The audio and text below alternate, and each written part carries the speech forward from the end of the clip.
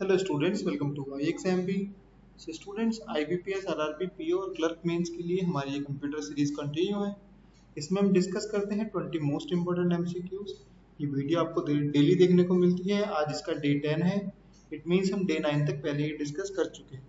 अगर आपने वो वीडियोस नहीं देखी हैं तो उन वीडियोस का लिंक आपको इस वीडियो के डिस्क्रिप्शन बॉक्स में मिल जाएगा। आप वहाँ से पूरी प्लेलिस्ट चेक कर सकते हैं। ये बहुत इंपॉर्टेंट क्वेश्चन होंगे आपके एग्जाम पॉइंट ऑफ व्यू से, तो इनको बिल्कुल भी आपको स्किप नहीं करना है। साथ ही साथ आप चैनल को सब्सक्राइब कर लीजिए ताकि आपको इस तरह की यूजफुल वीडियोस मिलती रहे। स्टार्ट करते हैं स्टूडेंट इस वीडियो को। देखते हैं क्वेश्चन नंबर 181। 180 तक हम पहले ही डिस्कस कर चुके हैं। 181 क्वेश्चन देखते हैं। What do you call the program that are used to find out possible faults? जो भी कंप्यूटर में फॉल्ट होते हैं जिनकी वजह से किसी काम में रुकावट आती है कंप्यूटर के अंदर, उनको फाइंड आउट करने के लिए, उनको रिजॉल्व करने के लिए इनमें से किस प्रोग्राम का यूज किया जाता है? Operating system extension, cookies, diagnostic software या फिर boot disc?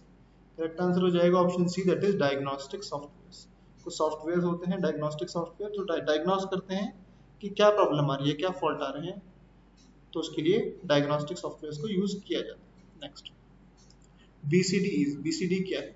Binary coded decimal, bit coded decimal, binary coded digit, bit coded digit? Correct answer हो जाएगा option A, that is binary coded decimal. इसका correct answer हो जाएगा option A, binary coded decimal, B C D. Correct. Next, what is meant by the dedicated computer? Dedicated computer का क्या meaning होती है? देखते हैं options. Which is used by one person only, जो केवल एक पर्सन यूज करे। विच is assigned one and only task, जिसको केवल एक ही टास्क दिया जाता है, जिस कंप्यूटर को केवल एक ही टास्क दिया जाता है।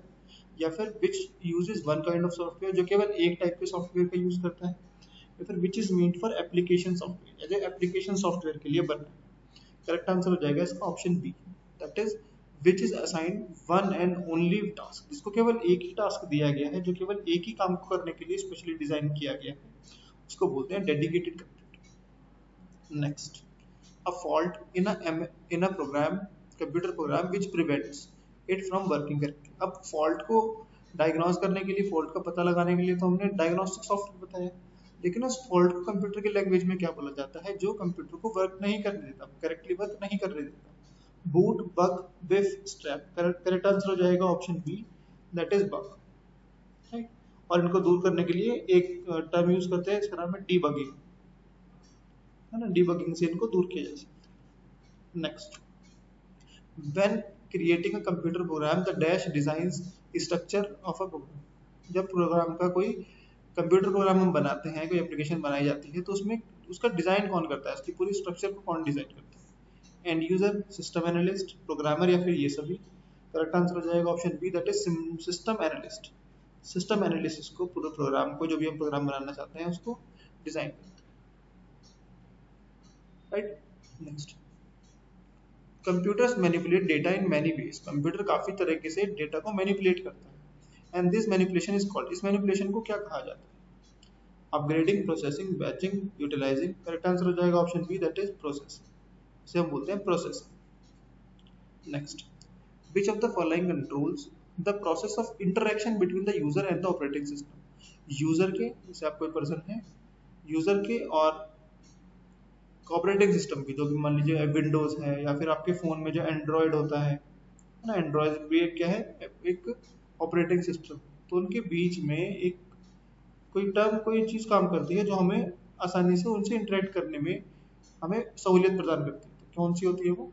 उसे क्या बोलते हैं? User interface, language translator, platform या फिर स्क्रीन सेवर? करेक्ट आंसर हो जाएगा option A, that is user interface. User interface से हम उसके बीच में एक यूजर इंटरफेस होता है जो हमें अलाउ करता है विंडोज और एंड्रॉइड को यूज करने। Next, which device is required for the internet connection? Internet connection के लिए इनमें से कौन सी डिवाइस रिक्वायर्ड है? जॉयस्टिक, मॉडेम, सीडी ड्राइव या फिर एनआईसी कार्ड? करेक्ट आंसर हो जाएगा option B, that is modem card. इसमें कंफ्यूजन हो सकता है मॉडेम कार्ड और एनआईसी कार्ड के बीच। मॉडेम होता है इंटरनेट कनेक्शन के लिए और एनआईसी होता है डेटा ट्रांसफर के लिए, डेटा ट्रांसफर के लिए एनआईसी। ठीक है, तो इसमें कंफ्यूज नहीं होना।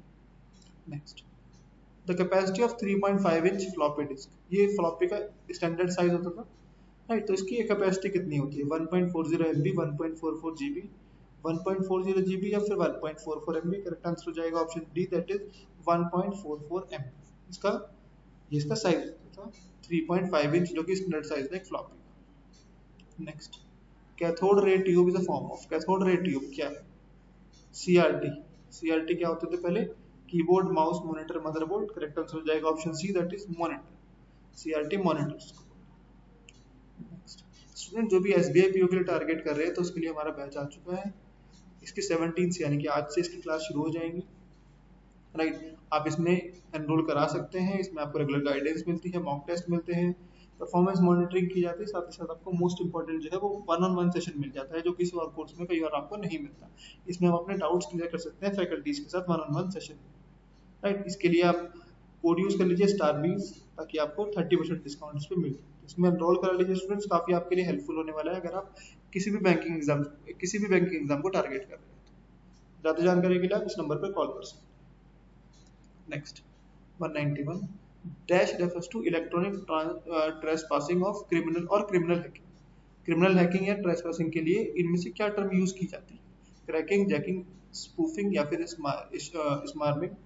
करेक्ट आंसर हो जाएगा option A, that is cracking. इसके लिए यूज की जाती है क्रैकिंग। ठीक है,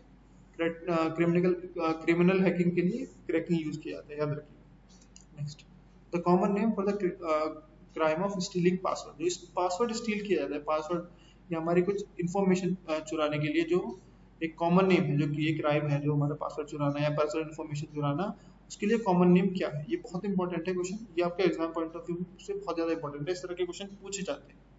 इसका जैकिंग, आइडेंटिटी थेफ्ट, स्पूफिंग या फिर हैकिंग। करेक्ट आंसर हो जाएगा option C, that is spoofing. दो चीजें होती हैं, स्पूफिंग और फिशिंग। फिशिंग अभी आगे फिशिंग भी पढ़ेंगे इसमें। स्पूफिंग तो हो गया हमारी जो पासवर्ड वगैरह चुराया जाता है, जो पर्सनल इन्फॉर्मेशन चुराई जाती है, उसको पर्सनल इन्फॉर्मेशन, इसको हम बोलते हैं स्पूफिंग।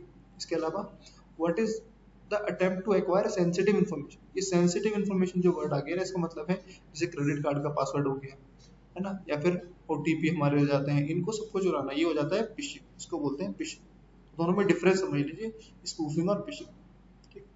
सभी स्पूफिंग फिशिंग हो सकते हैं, लेकिन सभी फिशिंग स्पूफिंग नहीं हो सकते, याद रखिएगा। क्योंकि स्पूफिंग का मतलब है स्पेसिफिकली हमारी पर्सनल इन्फॉर्मेशन को चुराना, जैसे पासवर्ड हो गया, हमारा नाम हो गया, इस तरह की चीज, हमारी ईमेल आईडी हो गई।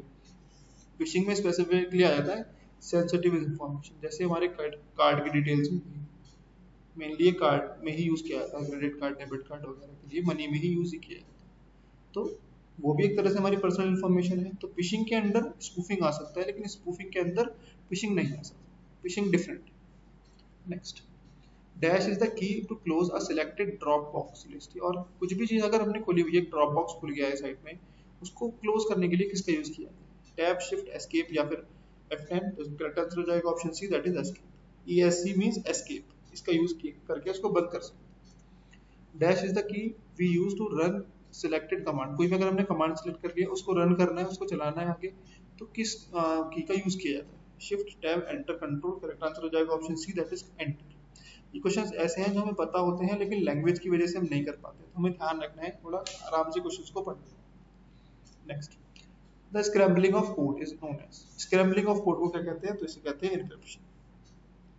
राइट, एन्क्रिप्शन होता है यूजर एंड, जो हमारा कोई भी अगर यूजर है या फिर कोई भी अगर सोर्स है, सोर्स हम ले लेते हैं, जैसे अच्छा वर्ड रहेगा सोर्स, तो सोर्स से जो सोर्स की तरफ से होता है एन्क्रिप्शन, और जो फाइनली जो रिसीवर होता है उसकी तरफ से होता है डिक्रिप्शन। मतलब वहां पर उसको डिक्रिप्ट करके उसको इन्फॉर्मेशन पहुंचाई जाती है, यहाँ से इनक्रिप्शन होता है, बीच में कोई मीडियम होता है, वो उसको फिर डिक्रिप्ट करके उसको बताया जाता है final user. Next, COBOL is an acronym of.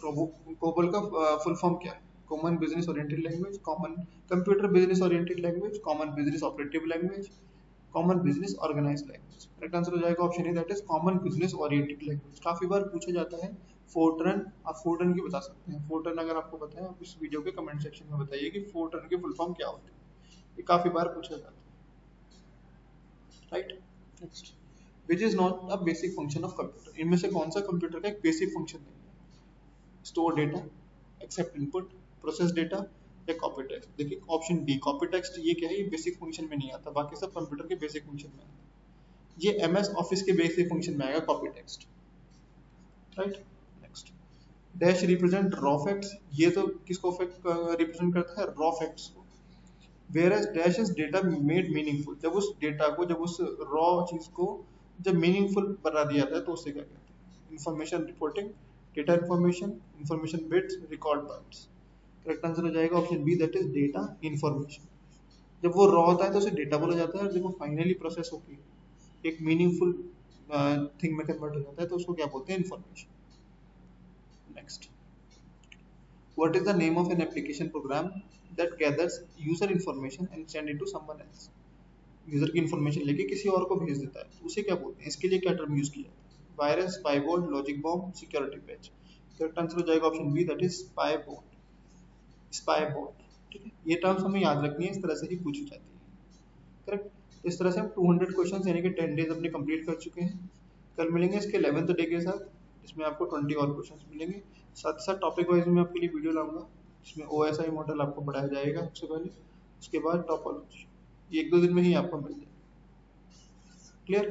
सो बने रहिए इस वीडियो में मेरे साथ, जब तक ये आपके एग्जाम से तब तक कंटिन्यू रहेगी, और काफ़ी क्वेश्चंस आपको इसमें से डेफिनेटली देखने को मिलेंगे एग्जाम।